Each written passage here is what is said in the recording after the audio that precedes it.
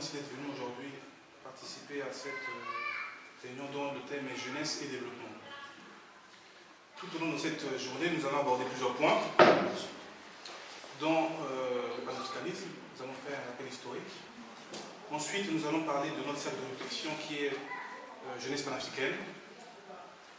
Ensuite, nous allons aborder des propositions de solutions pour pouvoir justement développer notre pays. Il y aura une section d'échange par la suite, donc ceux qui souhaitent poser des questions pourront le faire, ceux qui souhaitent s'exprimer peuvent également le faire, car le but c'est pouvoir échanger, s'enrichir et faire de telle manière que nous puissions avoir notre vision, développer d'autres éléments pour que nous puissions contribuer de façon significative au développement de notre pays. Et nous allons terminer ensuite sur un communiqué final. Alors, pour ce qui concerne le panafricanisme, parce que c'est important de savoir d'où on vient tout de même, nous pouvons dire qu'au XVe siècle, il y a eu un mouvement de déportation de plusieurs Africains qui étaient sur les côtes, qui sont allés essentiellement aller en Afrique, en Europe, en Amérique, excusez-moi. Et ces Africains travaillaient dans des plantations de sucre et de coton. Comme vous le savez, ce phénomène s'appelle la traite négrière. Nous sommes ici à Pointe-Noire, nous avons vécu la traite négrière.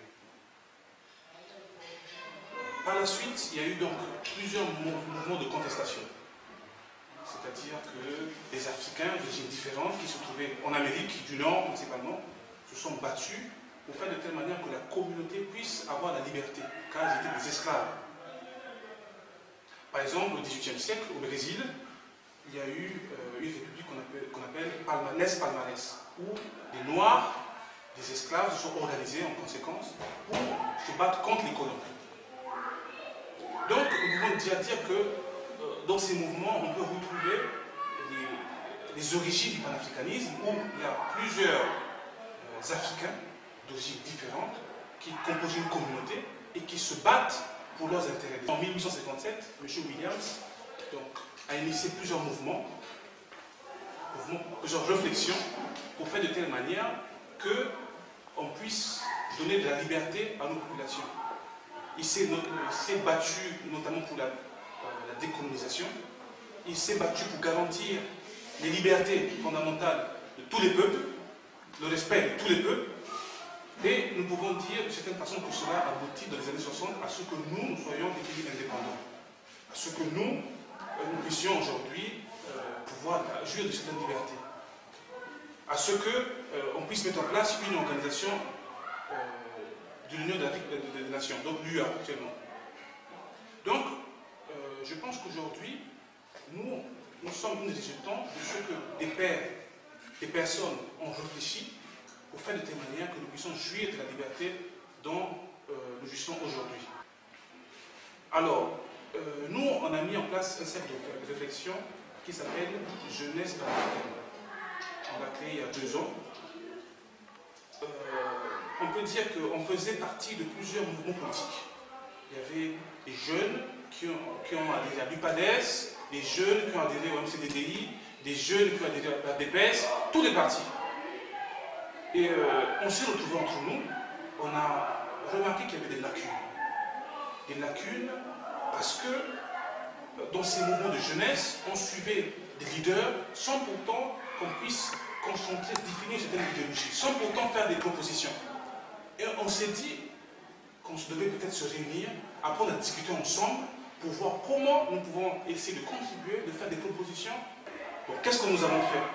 L'année passée, il y a 2 ans, nous avons fait un barbecue, c'était passé à Paris, sur la Seine, où nous avons réuni des jeunes qui venaient de tous les bords, tous les bords politiques.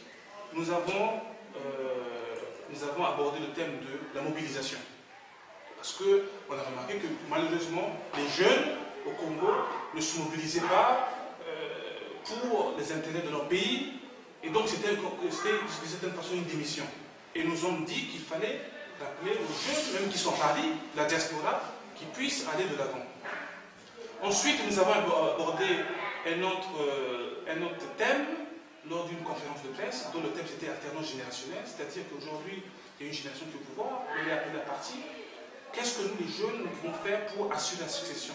Quel est le travail que nous devons faire? Comment pouvons-nous prôner pour l'alternance démocratique, l'alternance de la génération? Donc nous avons abordé là un sujet. Il y a eu M. Didier Monivolo qui est venu exposer là-dessus, il a donné son point de vue. Et là, maintenant, on s'était dit qu'il fallait d'une certaine façon aborder un autre événement au sein de Pointe-Noire, au sein du Congo, c'est quand même notre pays d'origine, pour essayer de discuter, d'échanger, de nous enrichir avec nos frères qui sont à Pointe-Noire et au Congo-Brazzaville. Donc voilà un peu le contexte dans lequel nous avons créé le cercle de réflexion jeunesse panafricaine. Donc le but, c'est essentiellement se réunir pour faire des réflexions intellectuelles, produire et les fournir, et voir comment nous pouvons ensuite échanger, sans pourtant qu'il y ait de la violence ou quoi que ce soit. Le débat doit se focaliser, se concentrer sur les idées et non sur la violence. Donc, nous prenons toujours pour la paix, l'unité, mais aussi pour le travail, afin que nos populations puissent pouvoir en bénéficier. Maintenant, on parlait de jeunesse et développement, c'est ça le cœur du sujet. La question qu'on doit se poser est celle de savoir le développement. Qu'est-ce que c'est le développement? Je vais m'abstraire en évitant de donner des solutions, des définitions techniques. Mais le développement, qu'est-ce que c'est le développement? Pour moi, le développement, c'est lorsque on améliore la vie des citoyens. C'est-à-dire, si avant je me levais tous les matins, je me levais avec un seau d'eau, maintenant, lorsqu'on a mis une politique en œuvre, j'ai peut-être de l'eau qui rentre chez moi dans ma personne. Si avant, je n'avais pas de travail, j'étais chômeur, je ne savais pas comment manger, on a mis en place une politique et, de certaine façon, j'ai du travail, je peux subvenir à mes besoins. Donc, le développement est centré sur, je pense, sur le social et donc sur les intérêts des êtres humains.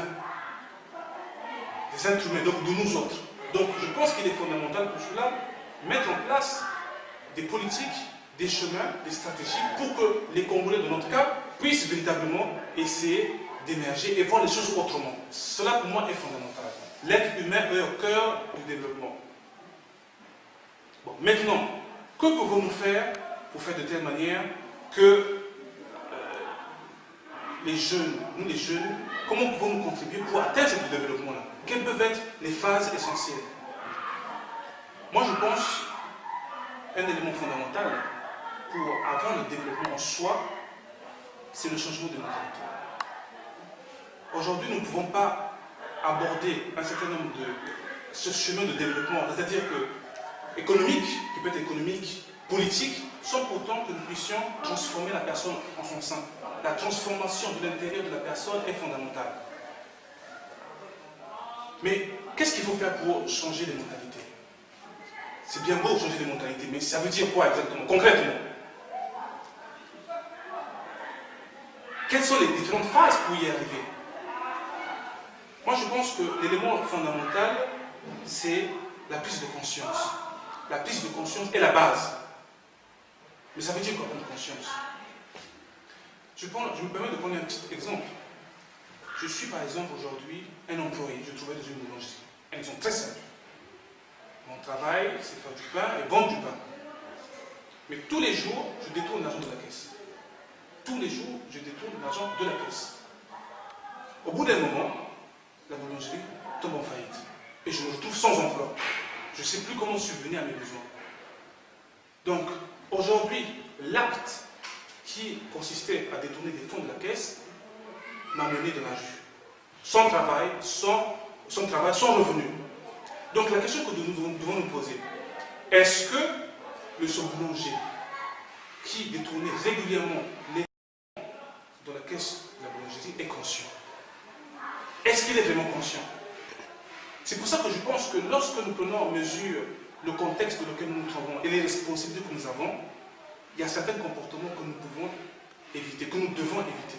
Lorsque nous avons un travail, nous devons le faire correctement, de façon consciencieuse. Nous devons être sérieux, parce que ce travail nous permet d'une certaine façon de nous épanouir, mais ce travail, c'est notre vie. Et nous devons respecter les règles de lesquelles nous vivons. Tout comme un fonctionnaire public. Un fonctionnaire se doit de faire correctement son travail parce que, par sa responsabilité, il peut créer des soucis, des problèmes à plusieurs de nos concitoyens. Donc la prise de conscience, je pense qu'elle est fondamentale. Et je pense pour atteindre cette prise de conscience, il est fondamental que tous les acteurs puissent jouer leur rôle. Les églises doivent travailler dans ce sens, les partis politiques, les professeurs, donc l'éducation, les mondes. Et donc tous ensemble, nous devons contribuer à ce que le Congolais en soi puisse prendre conscience sur un certain nombre de sujets. Mais ensuite, une fois qu'on a pris conscience, une fois qu'on a compris la nécessité que nous devons changer, qu'est-ce qu'il faut faire? Donc à ce moment, je pense qu'il est important que nous devons nous poser tous la question de savoir qu'est-ce que nous voulons? Qu'est-ce que nous voulons, nous les Congolais? Nous voulons quoi exactement? On veut tous trouver du travail, mais est-ce qu'on a donc l'aptitude qu'il faut pour atteindre cet objectif-là? Qu'est-ce que nous voulons? C'est une question, à mon avis, pas si simple. Parce que souvent, nous voulons tout avoir, mais sans rien faire. Il est impératif, à mon avis également, pouvoir mesurer le travail que nous avons fait pour atteindre cet objectif. Par exemple, aujourd'hui, lorsqu'on nous construit une maison, on va regarder la maison et on contrôle si tout est correct. Donc, lorsqu'on a un objectif donné, il faut qu'on ait en place des mesures de contrôle pour évaluer si et seulement si ce que nous avons fait est bien fait. Exemple, on a mis en place une politique sociale. Mais est-ce que les Congolais ont pu bénéficier de cette politique? Aujourd'hui, par exemple pour les soins, si on nous dit que par exemple, tous les soins sont gratuits, à la fin, il faudrait qu'on puisse vérifier si tous les Congolais ont pu, d'une certaine façon, avoir ces soins-là. Donc, si on met en place une politique et ensuite, on n'a pas les moyens pour pouvoir vérifier, je pense que le peuple n'en bénéficie pas. Et donc, on ne prend pas pour un véritable développement. On a mis en place certes des mesures d'accompagnement, mais le peuple en soi, il n'en bénéficie pas. Donc, je pense que cela est important. Donc, moi, par rapport à ce point de changement de mentalité, je pense qu'il est fondamental de pouvoir parler de la prise de conscience, définir ce que nous voulons, nous les Congolais, définir la stratégie pour pouvoir atteindre l'objectif, et ensuite mettre en place un dispositif de contrôle pour évaluer si et seulement si, dans le cas des populations, ont bénéficié des mesures pour justement s'épanouir. Car en effet, moi je pense que dans notre pays, par exemple au Congo, chacun de nous doit avoir les mêmes chances pour pouvoir atteindre le bonheur. Chacun de nous, nous sommes tous des Congolais, nous sommes tous égaux, et nous devons tous avoir les moyens qu'il faut pour pouvoir émerger. Les moyens qu'il faut donc pour travailler, pour aller à l'école. Nous sommes tous des Congolais. Il n'y a pas des Congolais qui sont plus Congolais que d'autres. Et c'est pourquoi je pense qu'il est important de pouvoir se focaliser, se concentrer sur les valeurs sociales, les valeurs des êtres humains, que nous sommes nous. Pour moi, le développement, c'est lorsque nous tous, nous pouvons bénéficier de la redistribution de la richesse nationale. Nous tous, nous les êtres humains, que nous sommes, nous les Congolais. Pour moi, ça c'est le développement. Un autre point que je voulais aborder, à part donc, le changement de mentalité, c'est aussi le fait que nous puissions nous engager. D'ailleurs, je pense que ça va être un point très important lorsque nous allons essayer de débattre. Quand je parle de nous engager, c'est dans des partis politiques. Par exemple, ou bien associations, ou cercles de réflexion. Je vais commencer peut-être par les partis politiques. Les partis politiques, c'est des antichambres de pouvoir. Lorsqu'on est dans un parti, on nous prépare pour avoir le pouvoir. Le parti politique, le rôle, c'est la conquête, la gestion du pouvoir. Ça, c'est le parti politique. Il n'y a pas d'autre définition. Évidemment, pour arriver à cet objectif, il faut savoir élever le niveau de conscience des militants. Il faut former les militants. Cela est fondamental. Donc, si nous voulons, d'une certaine façon, mettre de la pression aux responsables de nos pays, nous devons intégrer ces structures et modifier les méthodes de travail de ces structures-là. Puisque nous avons constaté que depuis les années de l'indépendance, donc de 1960 jusqu'à aujourd'hui, nous constatons que le pays n'avance pas vu les ressources que nous avons. Donc peut-être que la façon dont nous travaillons, les méthodes que nous utilisons ne sont pas bonnes. Donc, il faut peut-être que nous, les jeunes, nous puissions apporter une nouvelle vision, intégrer ces structures et voir comment nous pouvons changer de l'intérieur. Je pense que cela, ça pourrait peut-être essayer de modifier le cadre de liberté, d'inclinaison pour atteindre le développement et donc le bonheur de tout un chacun. Mais aussi les associations, qui peuvent être apolitiques, le fait de l'entraide, nous entraider entre nous, ça peut aussi peut-être contribuer à diminuer la souffrance. Malheureusement, j'ai constaté que nous autres, les Congolais, on ne s'aime pas entre nous. On ne s'aime pas. Il y a un manque d'amour. Lorsque quelqu'un évolue, on veut pas, on est contre lui. Mais comment voulons-nous développer ce pays sans amour? C'est pourquoi je pense peut-être que nous associés pourraient cultiver en nous ce germe d'amour pour partager une vision commune. Donc voilà le message que je voulais de certaine façon partager avec vous. Et donc on passe maintenant aux questions. Vraiment, j'aimerais quand même vous féliciter. Alors pour commencer, j'ai suivi votre exposé avec brio. Vous avez parlé de la jeunesse et du développement, vous avez parlé du panafricanisme. En fait, il y a un point, une question que vous avez soulevée, que j'aimerais encore vous la reposer. C'est sur l'alternance générationnelle. Que faire?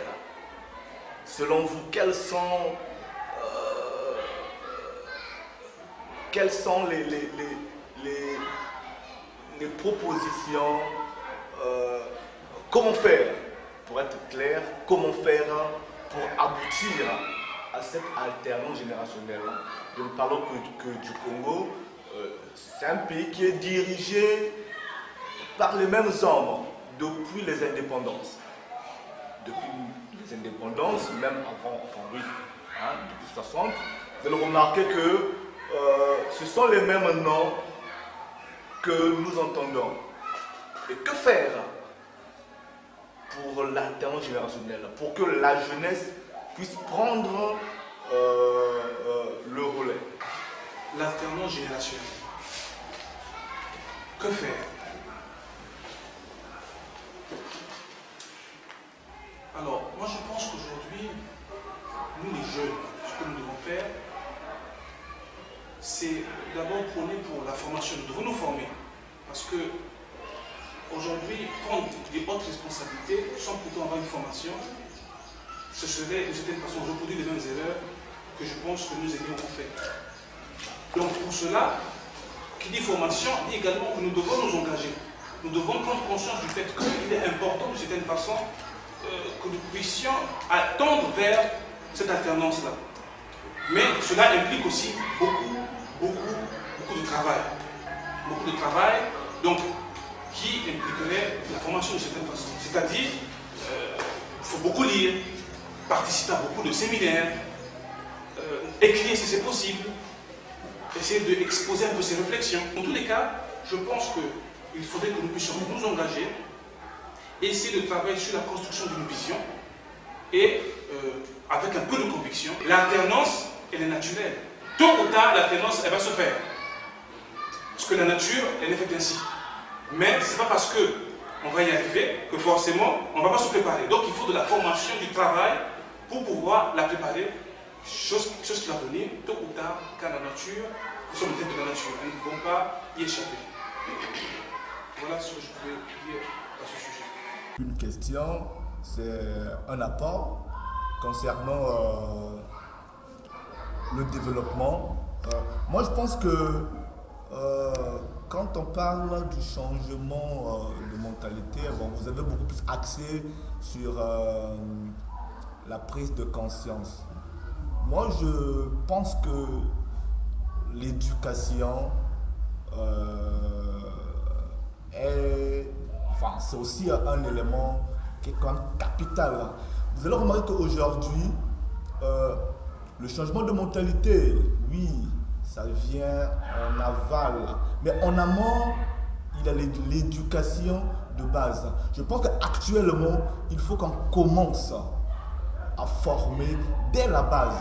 Par exemple, à l'époque, je me souviens, nous avions fait, on apprenait la morale.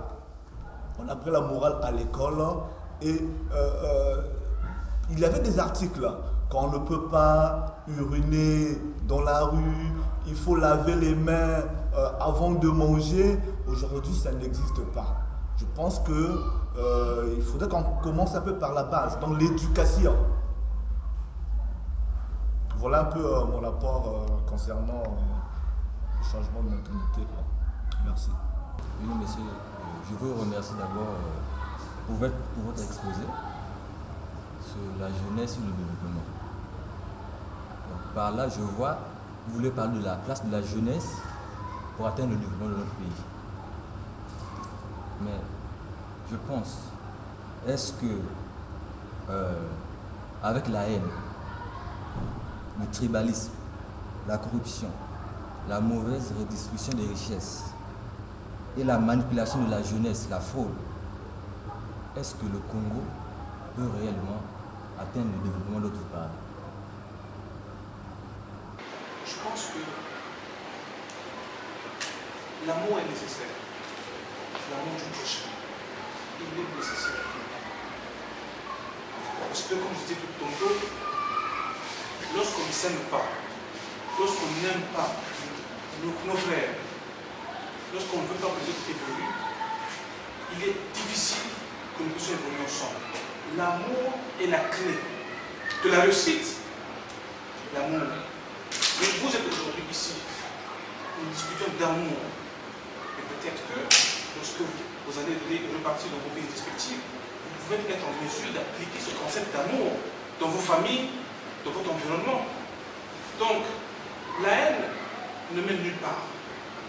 La haine ne mène nulle part. Bien que par l'amour, nous pourrons arriver à éclairer les Congolais. Donc, ce que je vous exhorte, c'est que vous puissiez dans votre domaine faire preuve d'amour. Preuve d'amour, car lorsque nous avons de l'amour, nous avons du respect pour autrui, nous voulons que les autres évoluent. Parce que si je n'ai pas d'amour, je ne peux pas vouloir que l'autre puisse aller vivre dans des bonnes conditions, pouvoir atteindre le bonheur. Donc, je pense que l'amour est une condition sine qua non pour le développement. Et nous devons cultiver cet amour, l'entretenir, pour faire de telle manière que nous puissions atteindre cet objectif. Il faudrait que dans votre cercle, que vous essayez d'encourager les jeunes, que vous essayez de leur redonner espoir. Parce que les jeunes en ont marre. Essayez de redonner l'espoir aux jeunes. Que les jeunes puissent au moins se sentir quelque part un peu concernés. Congolais, Congolaises, mes chers compatriotes, le Congo-Brazzaville, notre pays, est confronté à une véritable crise économique, sociale et politique, dans laquelle les citoyens congolais sont les seules uniques victimes. En effet, plusieurs familles congolaises se trouvent sans emploi et donc sans un revenu fixe pouvant les permettre de subvenir à leurs besoins quotidiens. Ainsi, nous les jeunes avons le devoir moral d'apporter notre vision dans la résolution de cette crise pour garantir une véritable paix profonde à nos concitoyens. C'est dans ce contexte que je pense important que les différents mouvements de jeunesse du Congo et de l'étranger doivent se concerter et travailler ensemble afin d'apporter une contribution dans la gestion de cette crise. Crise qui aura permis ainsi de semer les germes d'une nouvelle dynamique dans la construction de la nation congolaise. Ainsi, pour mieux structurer cette dynamique, je propose à tous les mouvements de jeunesse la création d'une structure garantissant l'union de la jeunesse républicaine, qui aura le rôle de faire des propositions aux plus hautes instances de l'État sur les sujets qui concernent la santé, l'éducation, la justice, les affaires étrangères et la défense nationale. Le but de cette structure est de regrouper toutes les sensibilités politiques et de la société civile pour favoriser les intérêts du peuple congolais, qui doit être le bénéficiaire de ces propositions. En effet, à travers cette structure de la jeunesse congolaise parlera d'une voix unique et indépendamment des positions idéologiques et ethniques. Mes chers compatriotes, j'ai également un mot pour nos aînés, nos sages, qui doivent jouer un rôle très important dans le destin de cette nation, en nous accompagnant dans cette démarche afin que nous puissions éviter de retomber dans les erreurs du passé. Chers camarades jeunes, nous devons être porteurs de cette dynamique, car le changement c'est maintenant. Notre avenir c'est maintenant. La jeunesse c'est maintenant. Ainsi, pour clore cette réunion, je souhaite que nous puissions intégrer ces valeurs de changement. Faire point de moi le 11 septembre 2016, je vous remercie.